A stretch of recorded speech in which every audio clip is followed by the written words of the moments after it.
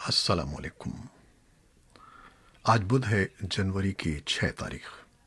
पाकिस्तान में सर शाम के 7, भारत में 7:30 और यहाँ हमारे स्टूडियोज़ की घड़ियों में सुबह के 9 बज रहे हैं।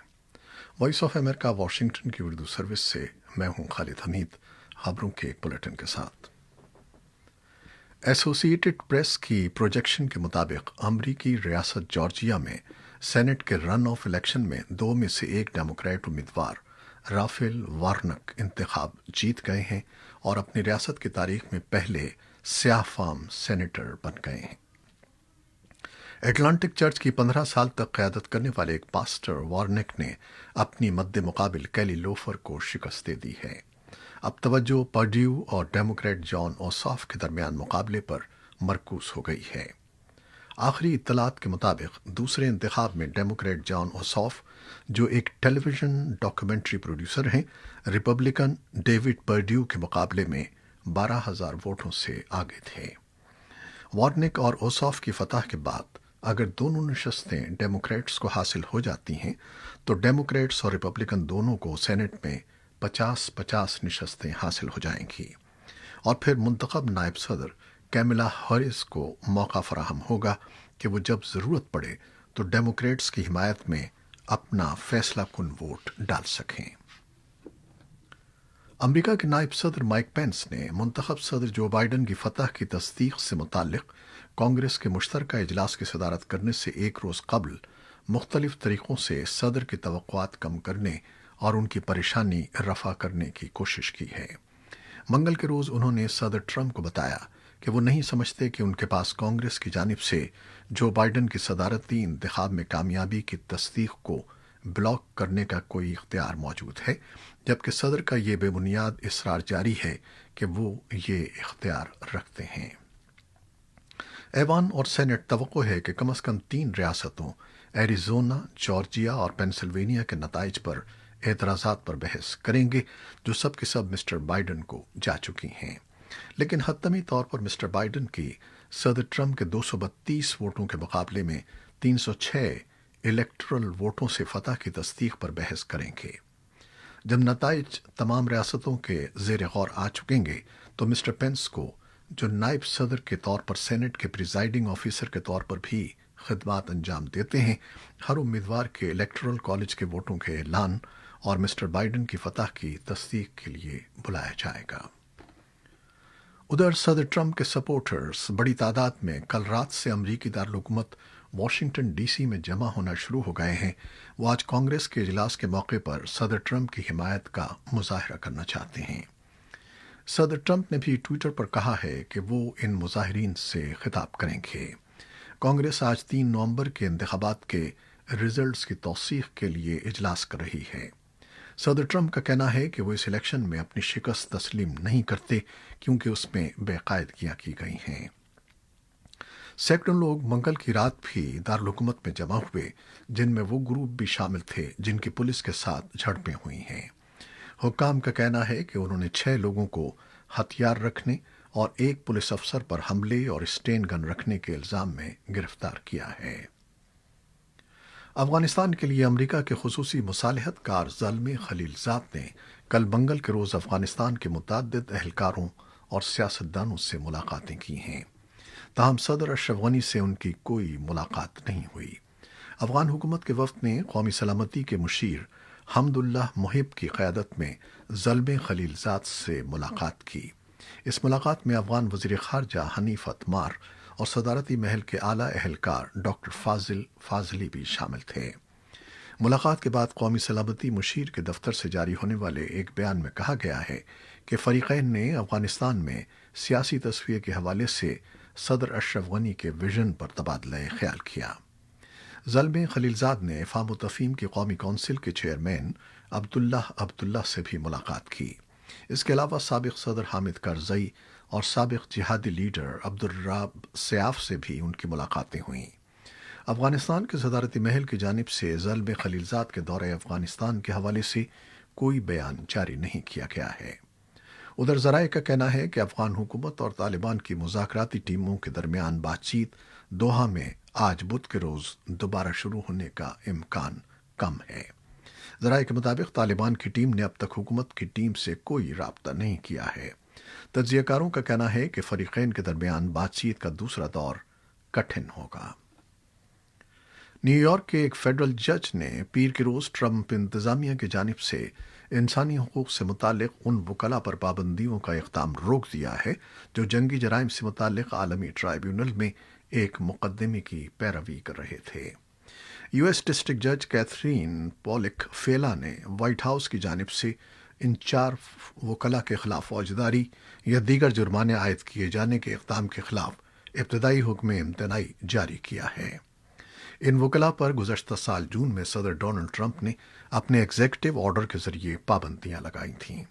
इस सदारती हुक्म में हेग में कायम बैनुल अक़वामी फौजदारी अदालत के मुलाज़मीन और उनकी मदद करने वाले किसी भी शख्स पर इक़्तिसादी और सफ़री पाबंदियां लगाने की इजाज़त दी गई थी, जो सन 2003 से 2014 के दरमियान अफ़गानिस्तान में अमरीकी फ़ौजियों से मुताल्लिक़ जंगी जराइम के मुकदमे की पैरवी में शामिल हों।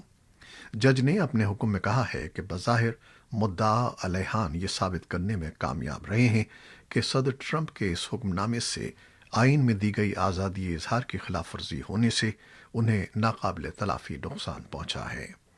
महकमा इंसाफ के तर्जुमान ने इस पर तबसरा करने से इनकार कर दिया है।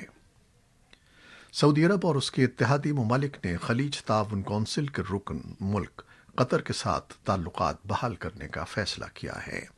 खलीज ताउन कौंसिल के सरबराही इजलास में होने वाले इस मुआहदे के बाद सऊदी अरब, अमारात और कुवैत ने कतर के साथ सिफारती ताल्लुकात बहाल करते हुए ज़मीनी, फ़ज़ाई और बहरी सरहदें खोल दी हैं।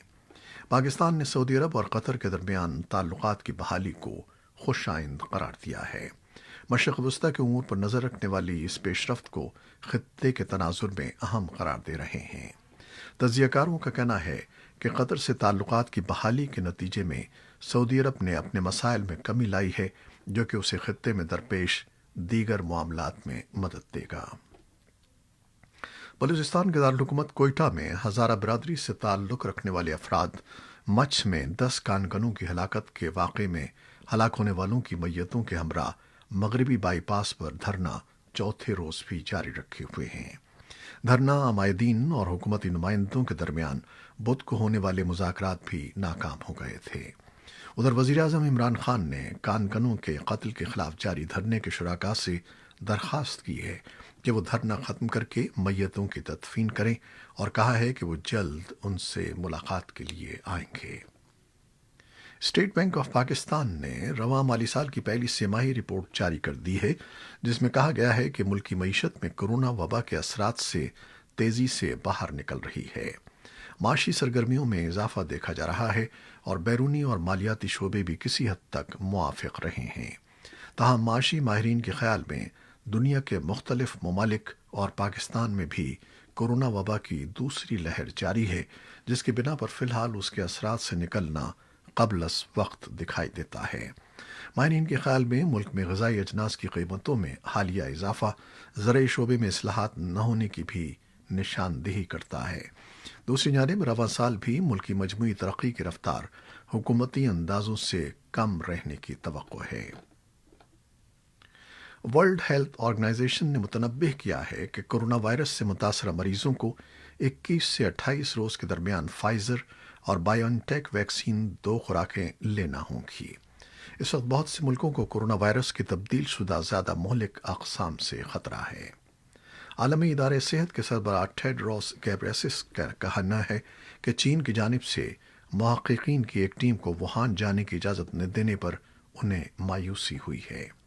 आलमी इदारे सेहत के जेनीवा में मौजूद हेडक्वार्टर में कोरोना वायरस की यौमिया ब्रीफिंग के दौरान गैब्रेयेसस का कहना था कि मुहक़्क़ीक़ीन की टीम कोरोना वायरस की वजूहात जानने के लिए वुहान जाना चाह रही थी, लेकिन चीन ने उन्हें वहां जाने की इजाज़त नहीं दी। उन्होंने कहा कि मुहक़्क़ीक़ीन की टीम के बाज़ अरकान ने वुहान के लिए सफ़र शुरू कर दिया था, जबकि चंद अरकान ने सफ़र के आखिरी मिनट में अपना दौरा मनसूख किया। उनके बकौल मुहक़्क़ीक़ीन के वुहान के दौरे का मंसूबा चीन की हुकूमत, आलमी इदारे सेहत और बाज़ दीगर ममालिक ने मुश्तरका फ़ैसले के साथ तय किया था। इंटरनेशनल ओलंपिक कमेटी के रुकन डक पाउंड का कहना है कि रवां बरस मुनक़िद होने वाले टोक्यो ओलंपिक्स को منسوخی سے بچانے کے لیے تمام کھلاڑیوں کو ترجیحی بنیادوں پر کورونا وائرس ویکسین لگوائی جائے۔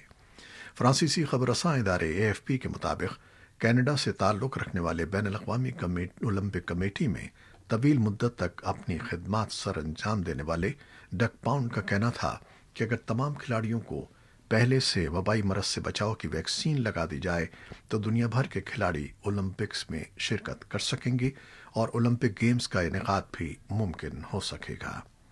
AFP نے اسکائی نیوز کے حوالے سے اپنی رپورٹ میں کہا ہے کہ حکومت اور برٹش اولمپک ایسوسی ایشن کے درمیان جولائی تک کھلاڑیوں کو کورونا وائرس ویکسین دینے سے متعلق مذاکرات جاری ہیں۔ چین میں سرکاری ایسٹ مینجمنٹ فرم ہورانگ ایسٹ مینجمنٹ کے سابق سربراہ 58 برس کے لائی ژیاؤ مین کو رشوت ستانی، کرپشن اور دیگر جرائم کی سزا میں سزائے موت سنا دی گئی ہے۔ چین میں معاشی جرائم سے متعلق حالیہ برسوں میں یہ سخت ترین سزا ہے۔ اس سے پہلے متعدد سزائے موت کے مجرموں کی سزا عمر قید میں بدل دی گئی، لیکن لائی کے جرم کو شدید اور معاشرے کو انتہائی نقصان پہنچانے والا قرار دیا گیا۔ چین کی کمیونسٹ پارٹی کے کرپشن کے واچ ڈاگ نے انہیں سن 2018 میں کرپشن اور رشوت ستانی کے الزام میں گرفتار کیا تھا۔ یہ تھیں وہ خبریں جو فیس بک لائیو پر ہم نے آپ کے لیے پیش کی۔ ہماری ویب سائٹ اور یوٹیوب پر یہ بلیٹن پوسٹ کر دیا جاتا ہے، جسے آپ بعد میں بھی دیکھ سکتے ہیں۔ خالد حمید کو اب اجازت دیجیے گا۔ اللہ حافظ۔